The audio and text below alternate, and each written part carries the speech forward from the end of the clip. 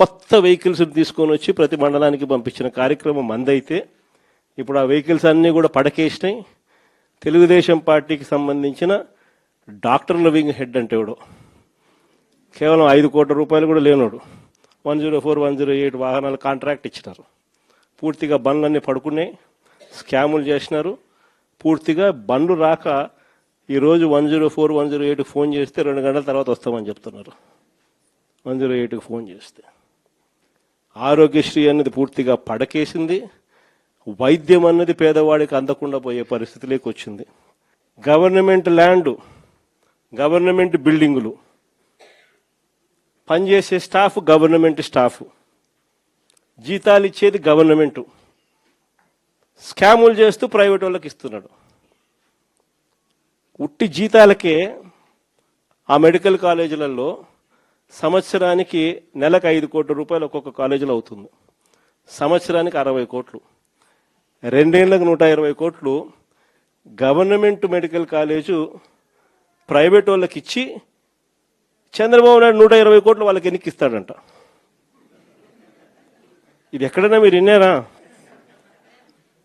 గవర్నమెంట్ది land, గవర్నమెంట్ది బిల్డింగులు, government staff, జీతాలు ఇచ్చేది గవర్నమెంటు, నడిపేదేమో ప్రైవేటు, లాభాలేమో ప్రైవేటు కంట. ఇట్లాంటి దారుణమైన స్కాములు చేస్తే మేము అధికారంలోకి వచ్చినాక 2 నెలల్లో బొక్కలు వేస్తానని చెప్పిన.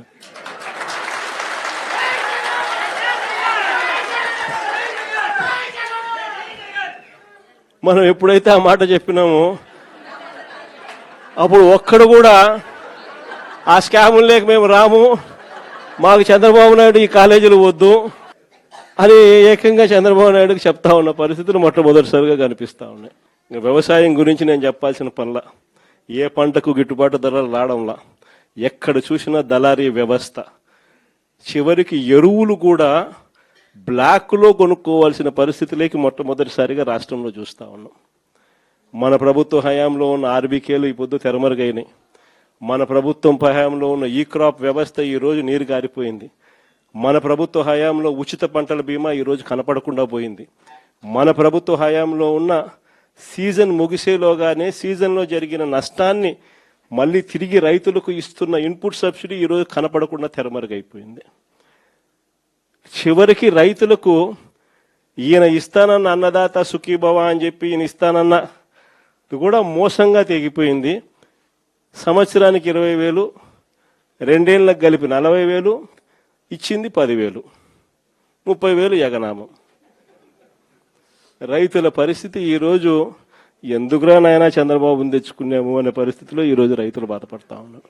మీరే చూడండి, వ్యవసాయం, చదువులు, విద్య, వైద్యం, ఈ 3 ఏ ప్రభుత్వమైనా కూడా తమ బాధ్యతగా నడిపే వ్యవస్థలు.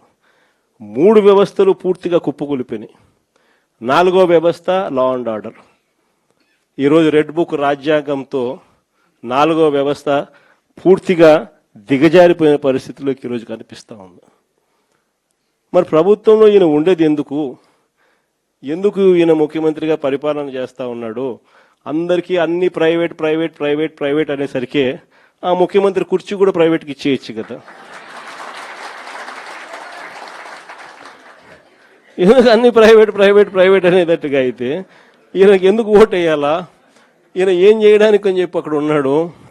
ఇలాంటి పరిస్థితుల్లో ఎవరైనా ప్రజలు ప్రశ్నిస్తే చంద్రబాబు నాయుడు గారికి అసహనం, వాళ్ళ మీద కేసులు పెట్టడము, వాళ్ళ మీద తనకున్న కోపాన్ని చూపించడము, ఇవన్నీ కూడా జరుగుతూ ఉన్నాయి. ఇలాంటి పరిస్థితుల మధ్య నిజంగా వైఎస్ఆర్ కాంగ్రెస్ పార్టీ ప్రజలకు తోడుగా నిలబడే కార్యక్రమం చేస్తూ ఉంది. ప్రజలకు ఏ కష్టం వచ్చినా, అక్క చెల్లెమ్మలకు ఏ కష్టం వచ్చినా, రైతన్నలకు ఏ కష్టం వచ్చినా, పిల్లలకు ఏ కష్టం వచ్చినా కూడా వాళ్ళందరి తరపున జెండా పట్టుకుని పోరాటం చేస్తూ ఉన్న పార్టీ ఒక్క వైఎస్ఆర్ కాంగ్రెస్ పార్టీ మాత్రమే. మిమ్మల్ని అందరినీ కూడా ప్రోత్సహిస్తూ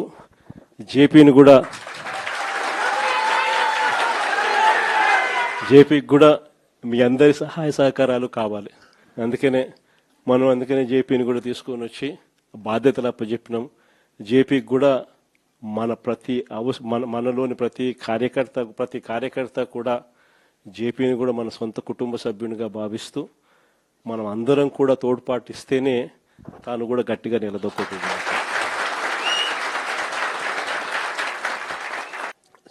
చూస్తా కన్ను మూసుకుని కన్ను తెరిచేసరికి దాదాపుగా 2 సంవత్సరాలు కళ్ళు మూసుకుంటే అయిపోయింది. మొత్తానికి 5 బడ్జెట్లు ప్రవేశపెట్టే అవకాశం రాష్ట్ర ప్రభుత్వానికి ఉంటుంది. అందులో 2 అయిపోయినాయి. 3వది ఇప్పుడు ఫిబ్రవరి చివరిలోనో మార్చిలోనో 3వ బడ్జెట్ ప్రవేశపెడతారు. దాని తర్వాత ఇంకా మిగిలిండేది 2. ఇక్కడ నుంచి ఒక 3 సంవత్సరాలు. ఆ 3 సంవత్సరాల్లో 1.5 సంవత్సరం పోతే దాని తర్వాత నా పాదయాత్ర కూడా స్టార్ట్ అయిపోతుంది.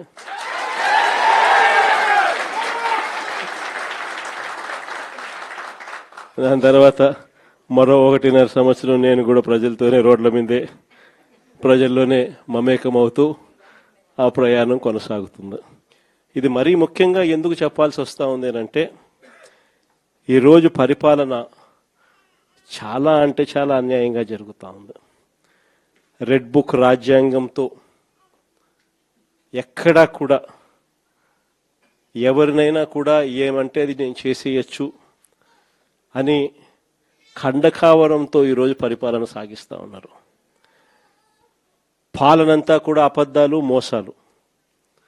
ఆ అబద్ధాలు ఆడుతున్నావయ్యా, మోసం ఎందుకు చేస్తున్నావయ్యా అని చెప్పి గట్టిగా నిలదీస్తే రివర్స్ ఉల్టా కేసులు పెడతా ఉన్నారు. పోలీసులను పంపిస్తూ ఉన్నారు. పోలీసు వ్యవస్థ ఎప్పుడు చూడని విధంగా దుర్వినియోగం అయిపోయిన పరిస్థితులు మొట్టమొదటిసారిగా చూస్తూ ఉన్నాం. ఇవన్నీ కూడా ఈరోజు మనకు కనిపిస్తూ ఉన్నాయి. మరోవైపున పాలన ఎలా సాగుతూ ఉందని ఒకసారి చూస్తే పాలనలో ప్రతి ఇంట్లో కూడా ఈరోజు చర్చనీయాంశంగానే ఉంది. ప్రతి ఇంట్లో కూడా ఈరోజు చర్చ జరుగుతూ ఉంది. జగన్ ఉన్నప్పుడే బాగుండేది, కనీసం ఆయన ప్రతి నెల ఏదో బటన్ నొక్కుతా ఉన్నాడు, ఖచ్చితంగా మాట చెప్పినాడు, మాట ప్రకారం నిలబడ్డాడు. ఈరోజు జగన్ పోయాడు, చంద్రబాబు నాయుడు ఏమో బిర్యానీ పెడతానని మోసం చేశాడు, ఉన్న పలావు పోయింది, ఇప్పుడు బిర్యానీ కూడా పోయింది అని చెప్పి ఈరోజు ప్రతి ఇంట్లో కూడా చర్చనీయాంశం జరుగుతూ ఉంది. ఈరోజు నిజంగానే ప్రతి ఇంట్లో కూడా పోలికను చూస్తూ ఉన్నారు. ఆ రోజు ఇదే రాష్ట్రం, ఇదే బడ్జెట్, ఇదే పరిస్థితుల్లో అప్పుడు ఇంకా దారుణమైన పరిస్థితులు, కోవిడ్ వచ్చి 2 సంవత్సరాలు అతి దారుణమైన పరిస్థితులు ఉన్నప్పటికీ కూడా ఎప్పుడూ కూడా ప్రభుత్వ కష్టాలను ఎప్పుడూ ప్రజలకు చూపించి ఎప్పుడూ కూడా పథకాలను ఎగరగొట్టాలి అని చెప్పి ఏ రోజు మన ప్రభుత్వం ఎప్పుడు ఆలోచన చేయలే. మన కష్టాలు ఎన్నున్నా కూడా ముఖంలో చిక్కటి చిరునవ్వే మెయింటైన్ చేశాం. ప్రజలకు మాత్రం చెప్పిన ప్రతి మంచి కూడా చేసి చూపించిన ప్రభుత్వం మనది. కానీ ఎప్పుడైతే మనం ఓడిపోయినామో, ఎప్పుడైతే చంద్రబాబు నాయుడు గారి పాలన ప్రజలు మళ్ళీ తిరిగి చూశారో అప్పుడు తేడా కనిపిస్తూ ఉంది. జగన్ వల్ల మంచి జరిగింది, జగన్ ఎలా చేయగలిగినాడు, చంద్రబాబు నాయుడు ఎందుకు చేయలేకపోతా ఉన్నాడు, చంద్రబాబు నాయుడు అంత అబద్ధాలోడు, మోసం చేసేవాడు ప్రపంచ చరిత్రలో ఎవడు ఉండడు అని కూడా చెప్తా ఉన్నారు. ఒకవైపున హలో, తెలుగు రాజ్యం ఛానల్ చూస్తున్నారా? సామాజిక రాజకీయ జీవన చిత్రణే తెలుగు రాజ్యం. అతిశయోక్తులు, అసత్యాలు ఉండవు. రాజకీయ కోణం కాదు, ప్రజా కోణమే కొలబద్ద. తెలుగు రాజ్యం వీక్షణ మీ ఉత్తమ అభిరుచికి నిదర్శనం.